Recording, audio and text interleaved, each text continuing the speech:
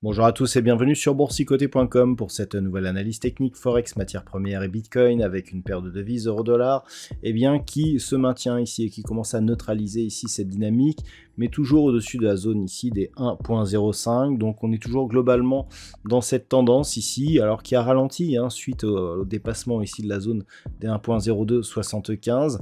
On a testé la zone des 1.0360 puis celle des 1.05 et il semblerait que cette zone soit désormais une zone de support. On a toujours une extension de Fibonacci qui est relativement proche d'une zone horizontale déjà clairement identifiée, 1.0635 pour la zone horizontale, 1.0638 pour l'extension. Donc c'est toujours ici l'objectif de cette dynamique qui ne serait invalidé que sur un retour ici sous la zone des 1.0384. Donc pour l'instant on est toujours orienté à la hausse malgré une dynamique ici qui est clairement en train de faiblir.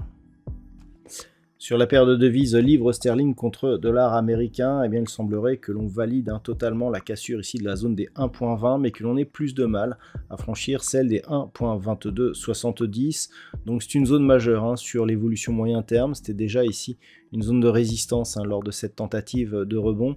Et ce n'est que sur rupture ici de cette zone horizontale qu'il y aurait un gros signal de retournement de la tendance moyen-long terme, puisque sur cette vue daily, lorsque l'on écarte ici la vue, on constate que la baisse qui avait porté cette paire de devises depuis des niveaux proche de la zone des 1,40, on s'était retrouvé à 1,04 et puis là on est en train ici de tenter de rebondir. Donc la structure court terme, elle, on voit qu'elle valide un mouvement haussier. Par contre, c'est sur dépassement ici de cette zone que l'on pourrait clairement changer de sens. Là pour l'instant on a neutralisé, mais on pourrait repasser à la hausse ici sur un horizon de temps moyen long terme.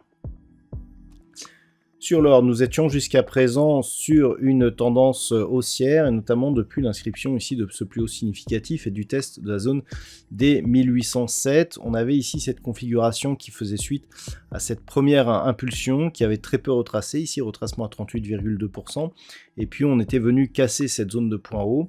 Donc clairement, le fait par la suite que l'on ait deux points hauts ici significatifs très proches avec un point bas intermédiaire, et cette phase de baisse ici qui est en train de revenir au contact de la bande de Bollinger inférieure, nous invite à un peu plus de prudence, puisqu'en cas de cassure ici, donc de cette zone de point bas qui se situe entre les deux plus hauts, on pourrait valider un double top. Donc ce double top aurait une amplitude d'un peu plus de 40 points, donc on se retrouvait ici sur les alentours des 1720, ce qui pourrait nous faire revenir ici au contact de cette zone de support majeur qui était précédemment résistance et qui, suite à son franchissement, nous avait donné un test ici qui avait validé comme support. Donc attention, c'était une vraie configuration de retournement là qui est en train de se former.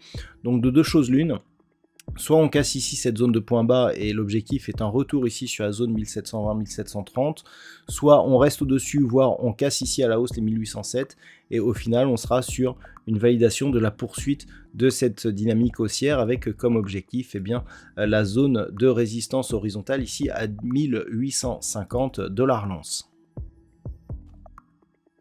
Sur le WTI, l'objectif que je vous indiquais en cas de rupture des 75 $ le baril a été atteint. On voit même que cet objectif est une nouvelle zone de support. Là aussi, on a une petite configuration de retournement. Alors sur un horizon de temps un peu plus court, on a ici donc une phase de baisse, premier rebond ici, et puis deuxième contact, et on casse. Donc on est quasiment venu chercher l'objectif de ce double bottom qui se situe sur des niveaux proches des 75 $ le baril. Donc pour l'instant, on serait sur une phase de rebond, voire de temporisation. C'est-à-dire que tant que l'on est entre 70,40 et 75 $ le baril, notamment si on vient en contact ici de la bande de Bollinger supérieure, il y aura neutralisation, mais d'une dynamique qui restera baissière. Depuis le franchissement ici des 75, tant que cette zone agit comme résistance, eh bien on est toujours dans la lignée ici de la poursuite de ce mouvement.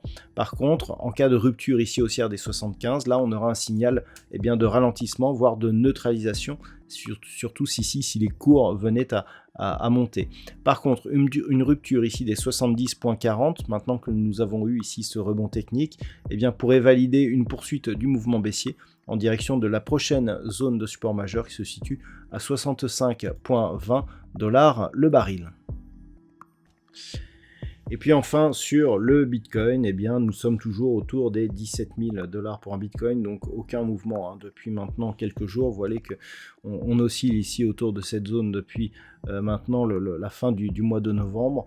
Donc rien à dire de plus, on attend toujours un mouvement directionnel, et je dirais que tant que l'on reste ici sous 18 000, qui était la précédente zone de plancher ici que nous avions sur cette zone d'évolution, eh bien, on restera sur une dynamique potentiellement forte, avec une tendance, je dirais, quasiment en marge d'escalier, c'est-à-dire que on perd énormément, et puis ensuite on se stabilise, et puis on repère, et puis on se restabilise.